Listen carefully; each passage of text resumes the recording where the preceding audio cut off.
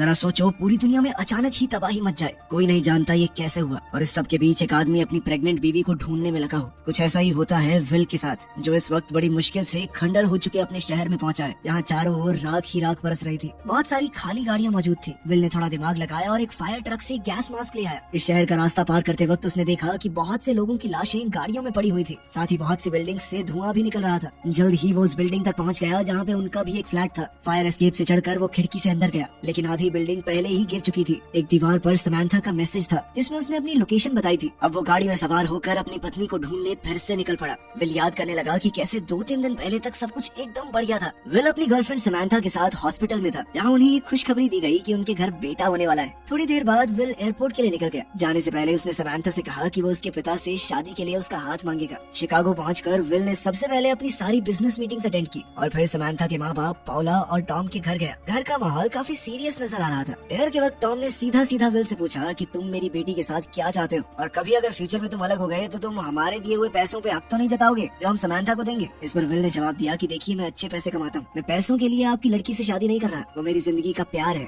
लेकिन न जाने क्यों टॉम को विल की किसी भी बात पर यकीन नहीं हो रहा था। इस बात पे दोनों के बीच बहस शुरू हो गई। पाउला ने बीच में आकर झगड़ा रोकने की कोशिश की, लेकिन सिचुएशन और ज्यादा बिगड़ गई। आखिर में पाउला ने विल को ये कहकर घर से भेज दिया कि देखो, रात बहुत हो गई है, तुम्हें जाना चाहिए। अगली सुबह विल की आंख समांथा की एक वीडियो कॉल से खुली। फोन देखकर उसे एहसास हुआ कि वो वापसी की फ्लाइट के लिए लेट हो चुका है। समांथा ने ये जानने के लिए फोन किया था कि कल रात को तुम पापा मम्मी से मिलने गए थे, कैसी रही मुलाकात। लेकिन समांथा के यहाँ एकदम से बिजली चली गई। समांथा ने कहा कि बड़ा अजीब सा लग रहा है, कॉल के बीच में अजीब सी आवाजें आ रही हैं। फोन की स्क्रीन में भी कुछ हलचल हुई और फिर अचानक फोन कट गया। विल बार बार कॉल करने की कोशिश कर रहा था, लेकिन कोई उठा ही नहीं रहा था। जब वो एयरपोर्ट पहुंचा तो उसे पता चला कि सारी फ्लाइट्स कैंसिल हो चुकी हैं। न्यूज में बताया जा रहा है कि कैलिफोर्निया के पास एक बहुत ही भयंकर भूकंप आया है। थोड़ी देर बाद तो न्यूज के सिग्नल भी चले गए और पूरे एयरपोर्ट की बिजली कट गई। विल ने बिना वक्त गवाए टैक्सी लेने की सोची, और जब उसने ड्राइवर को थोड़े एक्स्ट्रा पैसे देने की बात की तो वो मान गया। टैक्सी सीधा जाकर समांथा के माँ बाप के घर रुकी। विल ने पाउला और टॉम को पूरे हालात समझाए। खिड़की से फाइटर जेट्स आसमान में दिख रहे थे। टॉम ने फैसला किया कि वो समांथा को ढूंढने जाएगा और पाउला उनके बेटे के घर जाएगी। अब समांथा को ढूंढने विल और टॉम दोनों साथ में निकल पड़े। रास्ते में ट्रैफिक बहुत ज्यादा था, जीपीएस और नेटवर्क पूरी तरह फेल हो चुका था और लोग सुपरमार्केट्स लूट रहे थे ताकि इस इमरजेंसी के हालात में उनके घरों का राशन खत्म न हो। दोनों ही पेट्रोल पंप पे रुके जहाँ विल पेट्रोल भर रहा था और टॉम ने अंदर जाकर सफर के लिए कुछ सामान बांधा। तभी कुछ लोग विल से झगड़ने लगे और उन्होंने उसकी गाड़ी छीनने की बात कही। जब बात ज्यादा बढ़ गई तो टॉम ने कहा कि 1 मिनट में आपको पैसे दे देता हूँ, लेकिन निकाली उसने पैसों की जगह बंदूक, जिसे दिखाकर उसने उन्हें भगा दिया। हाईवे पे आर्मी चेक पॉइंट था। टॉम ने उनसे बात करके उन्हें समझाया कि मेरी बेटी वहाँ फंसी हुई है, मुझे पता नहीं सही है वो कि नहीं। एक बाप की गुहार सुनकर वो भी मान गए और उन्हें आगे बढ़ने की परमिशन मिल गई।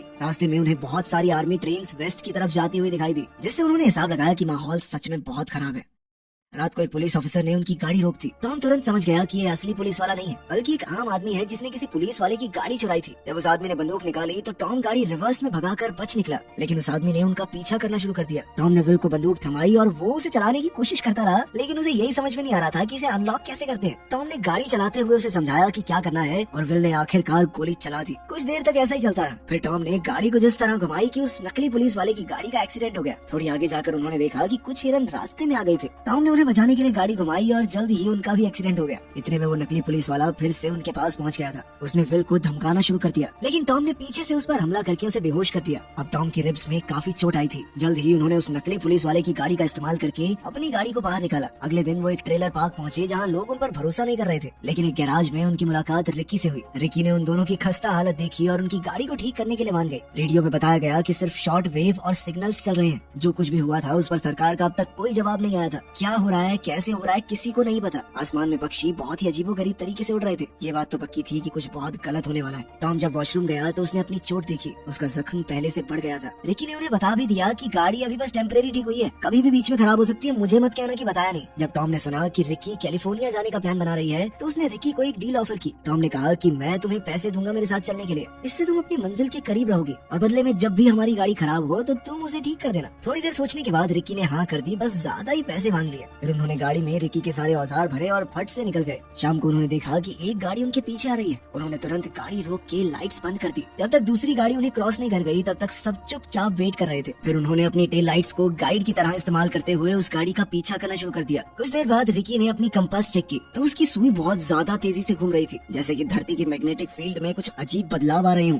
तभी उनकी रोड के साइड से एक और कार आई। विल को तेजी से इस गाड़ी से बचना पड़ा। जिस गाड़ी का वो पीछा कर रहे थे वो नई गाड़ी उस पुरानी गाड़ी से टकरा गई और वो दोनों दोनों ही गाड़ियाँ रोड से बाहर जा गिरी। विल ने पहली गाड़ी को चेक किया पर कोई जिंदा नहीं बचा था। रिकी ने दूसरी गाड़ी देखी जिसमें एक औरत की मौत हो चुकी थी, लेकिन उसका पति अभी जिंदा था और वो कुछ कहने की कोशिश कर रहा था। उसके गले से आवाज ही नहीं निकल रही थी और उसकी हालत भी बहुत ज्यादा खराब थी। जब रिकी ने विल से कहा कि उसे हॉस्पिटल ले जाना चाहिए तो टॉम ने ये कहकर साफ मना कर दिया कि हॉस्पिटल बहुत दूर है, रास्ते में ही मर जाएगा ये। टॉम और विल गाड़ी में वापस आकर बैठ गए पर रिकी अब भी वहीं बाहर ही खड़ी रही। वो उन लाशों को बड़े गौर से देख रही थी जैसे कुछ समझने की कोशिश कर रही हो। फिर एक और गाड़ी रुकी और कुछ अजीब से दिखने वाले आदमी उसमें से उतरे। टॉम चौकन्ना हो गया, गाड़ी तेज चलाने लगा ताकि वो लोग दूर हो जाएं, पर विल ने मना किया और कहा कि पहले रिकी को ले चलो। तब टॉम ने जल्दी से रिकी को अंदर बैठाया और गाड़ी चला दी। टॉम ने बताया कि अगर विल उसे ना कहता तो वो रिकी को नहीं बैठाने वाला था। रिकी को ये बात बहुत बेकार लगी कि वो उसे छोड़कर जाने वाले थे और उसने कहा कि अब मैं गाड़ी ठीक नहीं करूंगी। तब टॉम ने गाड़ी को हल्का सा झटका दिया जिससे रिकी का चेहरा फ्रंट सीट से आकर टकरा गया।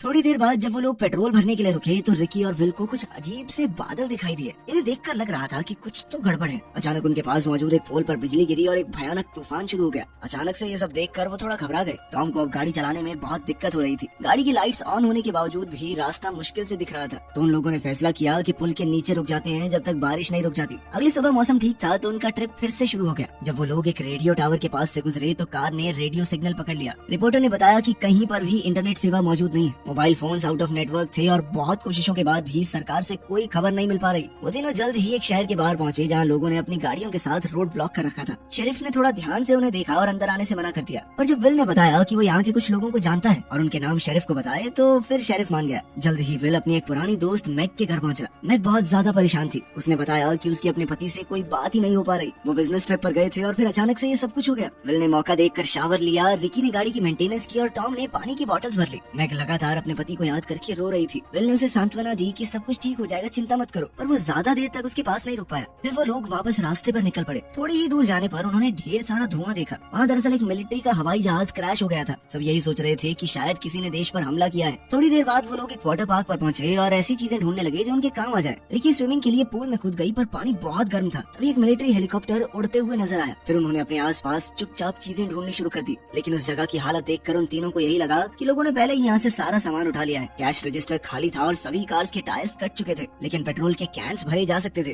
टॉम अपनी चोट की वजह से ज्यादा वजन नहीं उठा सकता था, इसलिए विल ने जिम्मेदारी उठा ली। रात को जब वो लोग एक एंटीना के पास से गुजर रहे थे तब उनके फोन्स में अचानक से नोटिफिकेशन आनी शुरू हो गई। टॉम के फोन पर समांथा के मैसेजेस आए। वो वॉइस मेल पर उसके लिए अपना प्यार जता रही थी, पर मैसेज में समांथा की आवाज से ज्यादा सिग्नल की खराश थी और अचानक मैसेज बीच में ही रुक गया। टॉम ने भी अपनी पत्नी पॉला को कॉल करने की कोशिश की, लेकिन सिग्नल नहीं आया। तभी उन्होंने रास्ते में लोगों की लाइन देखी जो बुरी तरह खांस रहे थे। दूर से ही धुआं उठ रहा था और जैसे ही वो लोग पास गए सामने का नजारा देखकर उनके होश उड़ गए। पूरा इलाका आग से जल रहा था। रिकी ने डर के मारे कहा कि हमें वापस जाना चाहिए, लेकिन विल ने थोड़ी हिम्मत जुटाते हुए कहा कि इसके अलावा कोई रास्ता नहीं है हमारे पास, और उसने गाड़ी की रफ्तार फुल स्पीड पर कर दी। जब वो उस एरिया को क्रॉस कर रहे थे तो गाड़ी को धुएं और राख ने घेर लिया। कुछ देर चलने के बाद उनके सामने एक मदद मांगती हुई औरत आई। रोड के किनारे उसकी गाड़ी भी थी जिसका टायर पंचर हो चुका था। रिकी और विल को उस पर तरस आ गया और वो उसकी मदद करना भी चाहते थे, और अचानक कुछ आदमी बंदूक लेकर बाहर निकल आए। पता चला कि उस औरत को झूठ बोलने और लोगों को फंसाने के लिए मजबूर किया गया था। वो आदमी उनका पेट्रोल चुराने की कोशिश कर रहे थे। विल ने एक आदमी से लड़ने की कोशिश की पर उस आदमी ने आसानी से विल को पटक दिया। टॉम अपनी बंदूक निकाल कर लाया, लेकिन अपनी टूटी हुई रिब्स के दर्द की वजह से वहीं गिर पड़ा। फिर उन आदमियों ने रिकी को जबरदस्ती पेट्रोल भरने को कहा और बचे हुए पेट्रोल के कैंस चुरा के भाग गए। तीनों गाड़ी में बैठ गए और विल ने उस औरत को भी अपने साथ चलने को कहा, पर वो अपने बेहोश पति के पास ही रुकना चाहती थी। इसके बाद ढेर सारे धुएं के बीच एक कार चेज शुरू हो गई। उन लोगों ने आगे से फायरिंग शुरू कर दी तो विल ने उनकी गाड़ी को अपनी गाड़ी से जोरदार टक्कर मारी। टॉम लगातार खांस रहा था और उससे बंदूक नहीं चल पा रही थी, तो उसने बंदूक रिकी को देकर चलाने को कहा। रिकी के थोड़े निशाने तो मिस हुए, पर फिर रिकी ने उनके टायर पर गोली मारकर उसे उड़ा दिया, जिससे उनकी गाड़ी उलट गई। रिकी ने जल्दी से पेट्रोल के कैंस लेने की कोशिश की, पर एक आदमी ने कैंस को पकड़ कर रखा। रिकी जल्दी से एक कैन को तो वापस ले आई, पर तभी विल ने देखा कि गाड़ी में से पेट्रोल लीक हो रहा है और कभी भी वहाँ धमाका हो सकता है, इसलिए उसने रिकी को भागने के लिए कहा। किस्मत से वो लोग काफी दूर थे जब उनकी गाड़ी में धमाका हुआ। थोड़ी देर बाद रिकी ने विल से कहा कि वो गाड़ी रोक दे और फिर वो गाड़ी से बाहर निकल गई। दरअसल उसे उन लोगों को मारने के लिए बहुत बुरा लग रहा था जो कार क्रैश में मरे थे। ना वो गोली चलाती, ना उनकी गाड़ी क्रैश होती, ना उनकी जान जाती। लेकिन फिर टॉम और विल ने उसे समझाया कि उसने उनकी जान भी तो बचाई है। अगर उन्हें ना मारते तो वो लोग हमें मार देते, गोली चला रहे थे ना हमारे ऊपर। रिकी ने कहा कि मुझे कुछ देर के लिए अकेला छोड़ दो, और विल ने बिल्कुल ऐसा ही किया। जल्द ही सूरज उगने लगा, लेकिन रिकी अब तक वापस नहीं आई थी। विल ने उसका नाम पुकारा पर कोई जवाब नहीं मिला। उनकी काफी सारी चीजें भी गायब थी। तब टॉम कहने लगा कि उन्हें रिकी को साथ लाना ही नहीं चाहिए था। खैर थोड़ी देर रुकने के बाद वो लोग फिर आगे बढ़ गए। अचानक से टॉम को खून की खांसी होने लगी, जिसके बाद वो लोग एक क्रैश साइट पर रुक गए जहाँ कई गाड़ियाँ और एक ट्रेन भी थी। विल वहाँ से थोड़ा पेट्रोल ढूंढना चाहता था। जब विल वापस आया तो उसने देखा कि टॉम सांस नहीं ले पा रहा, क्योंकि शायद उसकी रिब्स का कोई टुकड़ा उसके लंग्स को पंचर कर चुका था। विल ने जल्दी से टॉम की छाती में सुई घुसाकर थोड़ा प्रेशर रिलीज किया, जिससे टॉम को सांस लेने में थोड़ी आसानी होने लगी। जल्द ही वो फिर से आगे बढ़ चले और टॉम ने विल से वादा मांगा कि वो उसकी बेटी समैंथा का ख्याल रखेगा। दोनों ने अपनी जिंदगी की पुरानी यादें एक दूसरे के साथ साझा की और टॉम ने आखिरकार मान ही लिया कि विल सच में एक अच्छा इंसान है। उसे पता था कि समैंथा प्रेग्नेंट है और अब उसे यकीन हो गया था कि विल एक अच्छा बाप बनेगा। शाम को जब वो एक ब्रिज क्रॉस कर रहे थे तो उन्हें बहुत सारी खाली गाड़ियाँ दिखाई दी। फिर उनके रास्ते में कुछ आदमी हथियारों के साथ आ गए। विल ने कहा कि प्लीज हट जाइए, मैं अपने दोस्त को हॉस्पिटल ले जा रहा हूँ, लेकिन उन लोगों ने विल को आगे नहीं जाने दिया। विल समझ गया कि अगर यहाँ रुका तो बहुत बड़ी मुसीबत में फंस जाएगा। उसने जल्दी से गाड़ी रिवर्स में भगाई और दो आदमी बाइक्स पर उसका पीछा करने लगे, पर विल ने गाड़ी को ऐसे घुमाया कि दोनों बाइकर्स क्रैश हो गए। अब वो आगे बढ़ सकता था, लेकिन एक ट्रक उनका रास्ता रोके हुए था। टॉम ने जैसे तैसे गोलियां चलाई और साथ ही विल ने गाड़ी को ऐसे हिलाया कि ट्रक ड्राइवर चकमा खा के साइड में क्रैश हो गया। आखिरकार वो लोग उस पुल को पार करके आगे बढ़े, लेकिन टॉम से अब ये तकलीफ झेली नहीं जा रही थी और वो गाड़ी की बैक सीट में ही चल बसा। थोड़ी देर बाद विल ने गाड़ी रोककर टॉम की बॉडी को देखा और सोचने लगा कि आगे क्या किया जाए। उसने फैसला किया कि वो बिना रुके चलता रहेगा, लेकिन रात के वक्त गाड़ी बीच रास्ते में ही खराब हो गई। विल अब इस गाड़ी से बेहद परेशान हो चुका था। उसने गुस्से में टॉम की लाश समेत गाड़ी पर पेट्रोल फेंक कर आग लगा दी। ये विल का तरीका था टॉम को अलविदा कहने का। अगली सुबह विल पैदल ही अपनी मंजिल की ओर बढ़ने लगा। कुछ लोग गाड़ियों में उसे नजरअंदाज करके चले गए, लेकिन आखिरकार एक गाड़ी रुकी जिसमें मौजूद एक परिवार ने उसे लिफ्ट दी। लेकिन ड्राइवर ने कहा कि इससे पहले मैं गाड़ी चलाऊं, अपनी बंदूक मेरे हवाले करो। सफर के दौरान रेडियो से कोई सिग्नल नहीं मिला। कुछ देर बाद वो लोग विल के पिता के घर पहुंचे। वहाँ विल ने उस परिवार से कहा कि आप जो चाहे यहाँ से ले जा सकते हैं, अगर बदले में मुझे अपनी गाड़ी दे दें तो। वो लोग इस डील के लिए मान गए और जाते वक्त विल ने अपनी बंदूक भी वापस ले ली। गाड़ी की मदद से वो जल्द ही अपने तबाह हो चुके शहर सियाटल में पहुंच गया। अब कहानी वहीं पहुंच गई जहां से शुरू हुई थी और अपने फ्लैट में समैंथा के लिखे हुए एड्रेस को देखते ही विल तुरंत उसकी ओर निकल गया। जैसे ही वो वहां पहुंचा तो जेरेमाया नाम के एक आदमी ने उस पर बंदूक तानकर पूछा कि कौन हो तुम और क्या चाहिए, लेकिन समैंथा ने उसे रोका और विल से मिलने के लिए भागी। चीजें थोड़ी शांत होने के बाद विल ने समैंथा को उसके पिता के बारे में बताया। विल ने ये भी बताया कि अगर वो न होते तो शायद मैं यहाँ तक ना पहुँच पाता। रात को सोते वक्त विल की अचानक से आंख खुल गई। वो बाहर आया तो उसने देखा कि समैंथा और जेरेमाया वहाँ बैठे आग सेक रहे थे, तो वो भी उनके साथ ही बैठ गया। बताया जा रहा था कि ये जो कुछ भी हुआ एक भयंकर भूकंप की वजह से हुआ था। पुलिस वालों ने सभी को शहर खाली करने की वार्निंग भी दे दी थी, लेकिन जेरेमाया ने कहा कि मुझे नहीं लगता कि कोई भूकंप था, किसी देश ने हमारे ऊपर न्यूक्लियर बॉम्ब फेंका है पक्का। चीजें इतनी तेज हुई कि किसी को कुछ समझ ही नहीं आया, लेकिन विल को उसकी इस बात में दम नहीं लगा, क्योंकि अगर ऐसा हुआ होता तो वो शहर से ही तो आया है, रेडिएशन से मर चुका होता अब तक। साथ ही Jeremiah bar bar will say उसकी बंदूक मांग रहा था, ऐसे ही देखने के लिए। ये बात विल को काफी अजीब लगी। समैंथा भी विल की बात से सहमत थी। खैर वो दोनों एक दूसरे से इतने समय बाद मिले थे, तो थोड़ा वक्त मिलते ही प्यार उमड़ पड़ा। पर तभी अचानक विल को महसूस हुआ कि कोई उसकी गाड़ी में टांग झांक कर रहा है। ये कोई और नहीं बल्कि जेरेमाया ही था। अगले दिन विल ने जब उससे इस बारे में पूछा तो वो कहने लगा कि मैं तो दो बच्चों को वहाँ से भगा रहा था, जंगल की तरफ भाग के गए दोनों। अगर विश्वास नहीं होता तो चलो वहीं पे होगा उनका डेरा। लेकिन जंगल में उन्हें हिरणों के अलावा कुछ भी नहीं मिला। विल समझ गया कि जेरेमाया के साथ कुछ तो गड़बड़ है और इसीलिए उसने जोर से कहा कि मैं तो समैंथा को साथ लेकर जा रहा हूँ यहाँ से, तू भी चलेगा क्या भाई? इस पर जेरेमाया ने कहा कि समैंथा कहीं नहीं जा सकती। वो अपनी बंदूक ताने विल की ओर मुड़ा, लेकिन विल ने पहले ही गोली चलाकर उसे मार डाला। तभी अचानक एक खतरनाक सा काला बादल तेजी से उनकी ओर बढ़ रहा था। विल ने जल्दी से समैंथा को बुलाया और वो दोनों गाड़ी में वहाँ से निकल पड़े। वो फुल स्पीड में गाड़ी भगा रहे थे और एक रेतीला तूफान उनके पीछे पड़ा था। यहीं पर ये फिल्म खत्म होती है। हम बस उम्मीद कर सकते हैं कि बच गए होंगे दोनों। वीडियो पसंद आई तो लाइक कर देना, चैनल को सब्सक्राइब कर लेना। मिलते हैं अगली वीडियो में।